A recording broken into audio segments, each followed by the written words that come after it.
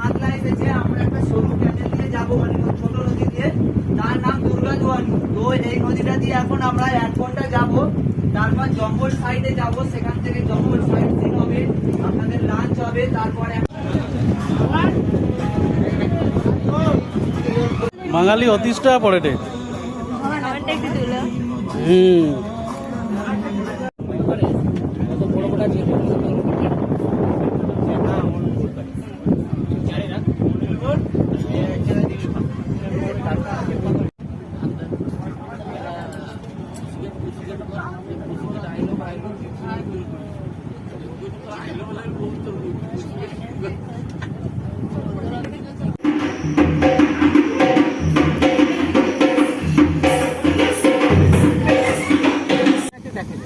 থেকে জঙ্গলটাকে দেখা।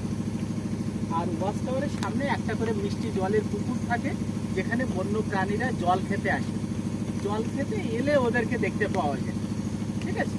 আর যেহেতু নদীর জলটা নোনা জল, সমুদ্রের জল, রিসার্চে দেখা গেছে দীর্ঘদিন ধরে যদি অনেকগুলো নোনা জল পান করে তাহলে ওদের ইন্টারনাল অর্গানগুলো সব খারাপ হয়, নষ্ট হয়, সাথে সাথে ওদের লাইফ স্প্যান কমে যায়।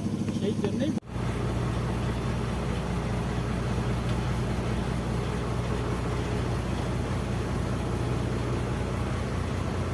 পাওয়া যায়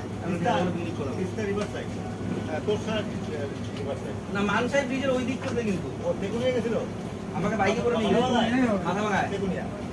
এরকম এরকম জঙ্গলের ভিতরে গাছ আছে কিন্তু অন্ধকার, একদম খুব অন্ধকার কিন্তু।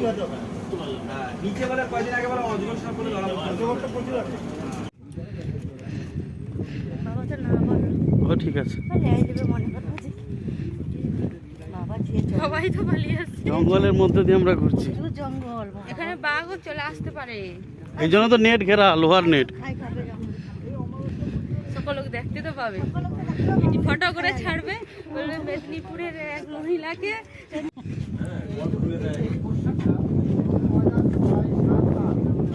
হরিণার মানে বাঘ